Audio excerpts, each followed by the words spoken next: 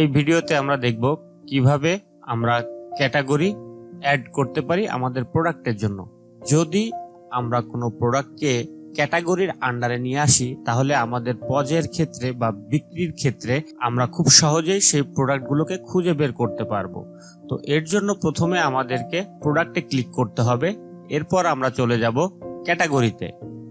ক্যাটাগরিতে ক্লিক করার পর আমরা যে পেজটি দেখতে পারবো সেখান থেকে আমরা অ্যাডে ক্লিক করব। অ্যাডে ক্লিক করার পর এখানে আমরা ক্যাটাগরি নেমের স্থানে ক্যাটাগরি নেম দিব, যেমন ধরি আমার ক্যাটাগরি অয়েল। এরপর ক্যাটাগরি কোড দিব আমরা অয়েল। এরপর যদি ডেসক্রিপশন দেই তাহলে ডেসক্রিপশন, আর না দিলে প্রয়োজন নেই। জাস্ট সেভ বাটনে ক্লিক করব। দেখুন আমার কিন্তু অয়েল নামে একটি ক্যাটাগরি তৈরি হয়ে গেছে। একইভাবে যদি আমি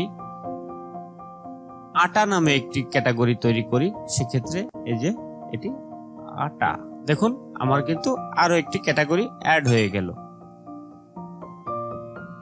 এখন যদি আমি সাব ক্যাটাগরি, অর্থাৎ মনে করি অয়েল একটি মূল ক্যাটাগরি, এখন এই অয়েলের আন্ডারে সাব ক্যাটাগরি হিসাবে পাম অয়েল থাকতে পারে, জেনারেল অয়েল থাকতে পারে, এরকম আরো অনেক সাব ক্যাটাগরি থাকতে পারে। যদি আমরা সেটি অ্যাড করতে চাই তাহলে সেটি কিভাবে করব? প্রথমে আমরা অ্যাড বাটনে ক্লিক করব।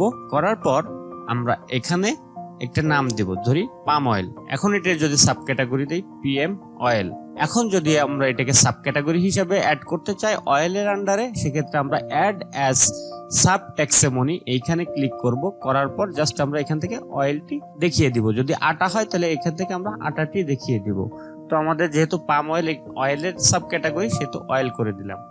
দেওয়ার পর যদি আমরা সেভ বাটনে ক্লিক করি, দেখুন অয়েলের আন্ডারে কিন্তু পাম অয়েল চলে আসছে। তো এভাবেই আপনি আপনার ক্যাটাগরি এবং সাব ক্যাটাগরি মেনটেন করতে পারবেন।